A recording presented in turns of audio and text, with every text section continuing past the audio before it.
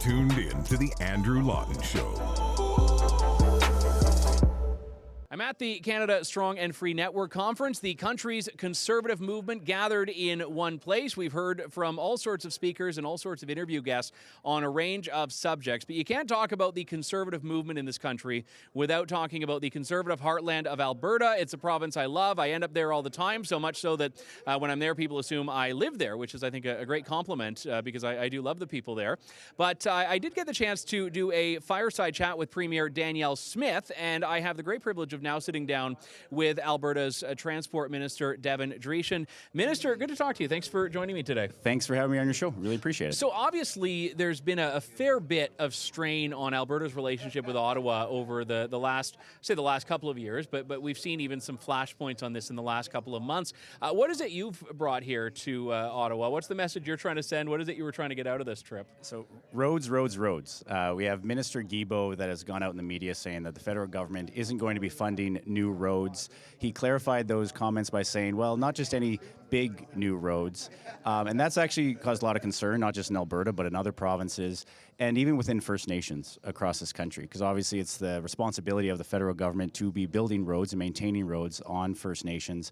And we actually had a delegation of the Ochese First Nation, as well as Clearwater County, the county that surrounds the First Nation, to advocate for a road project that we have provincial dollars, municipal dollars, we just need federal dollars, but for years we've been getting blocked. And those types of comments from Minister Guilbeault saying that the federal government has no interest in building roads really has a lot of people really concerned about that direction by the federal government. Yeah, and despite the pseudo backtrack on that, I think it does show a pretty big sense of misunderstanding how life is in Alberta. I mean, certainly in cities like Calgary and Edmonton, you have mass transit systems, people are able to use those, but not year-round in some cases. And then you also look at rural Alberta, where you can't just say, well, we don't need the road. And that just seems to be an utter mismatch here. And is it a gaffe or is it accidental honesty? I think it's a lack of understanding of how rural Alberta truly is. This specific road and so many in Alberta, there's one way in and out for people that live in that community. And obviously they had a bad forest fire last year, so even on safety egress, it's not just a smooth way to get to town or get to the hospital or doctor or get to school, but it's a life or death situation of being able to, in the case of a wildfire, to have evacuation. It's a gravel road that needs to be paved, so the dust that kicks up and the unsafety or the lack of safety on this road because it hasn't been repaved is a huge issue for that area. And I think people just don't understand, because in towns and cities there's lots of ways to get around, but when there's one way in and out, I just think the federal government doesn't understand that in rural Alberta. I know there's obviously been a fair bit of difficulty with your government and Stephen Guilbeault in particular for a range of issues. Have you found with your federal counterpart on the transport file that there's at least been a fairly constructive relationship, or has it really been like pulling teeth to get any cooperation from the feds? Well, I've said this at federal, provincial, territorial meetings before. If Alberta was a hockey team when it came to transportation, and our power play was the National Trade Corridor Fund, which has been a huge advantage to have within the country, Alberta's 0 for 9. So if that was our power play, that'd be a pretty bad power play, and I think people would ask lots of questions about what's going on. So that's something that we're going to continue to advocate for. I've met with Minister Rodriguez to really push the renewal of that National Trade Corridor Fund, because it's been fully allocated, though, even though there's a couple years left on it. So we want to make sure that Alberta, we at least get our money back when it comes to the transfers that we give to the federal government. When you talk about national trade, I mean, it's important to note that there are still barriers that exist on interprovincial trade, which people don't really realize are front and center. And I was wondering if you had anything on that you'd like to see some movement on.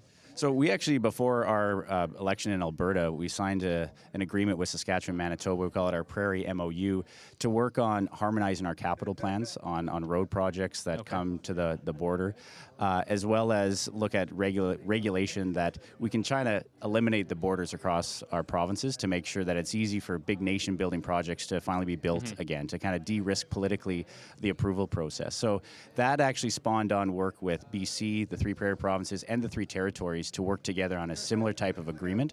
We'd love to see the federal government at those talks, because obviously national trade and interprovincial trade is a federal jurisdiction, but we're not waiting for the federal government to do that. In Alberta, we're taking taking the lead, and we'll see what happens on a lot of these negotiations that we're having with other provinces. Well, it's funny you mentioned that. I mean, there have been a lot of issues where we've seen, especially between Alberta, Saskatchewan, a lot of cooperation on areas where the federal government is either not present or is working against what you guys want.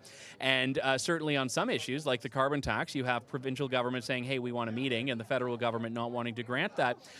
Are you able to do what you're trying to do without the federal government? Do you have an option to really do an end run around the feds, or are you really at their mercy on some of this? Well, obviously, with the Constitution, we have a lot of latitude to do what we need to do to promote Alberta and to protect and make sure that our economy is strong. But it's always great to have strength in numbers, whether it's Saskatchewan, Manitoba, BC, Quebec, Ontario, the maritime provinces, to be able to join forces to say, the federal government has a role to be able to partner with provinces on certain issues, but the federal government should stay in their lane at the end of the day. Minister, thank you. Awesome. Thank you so much. Appreciate it. Thanks for listening to The Andrew Lawton Show. Support the program by donating to True North at www.tnc.news.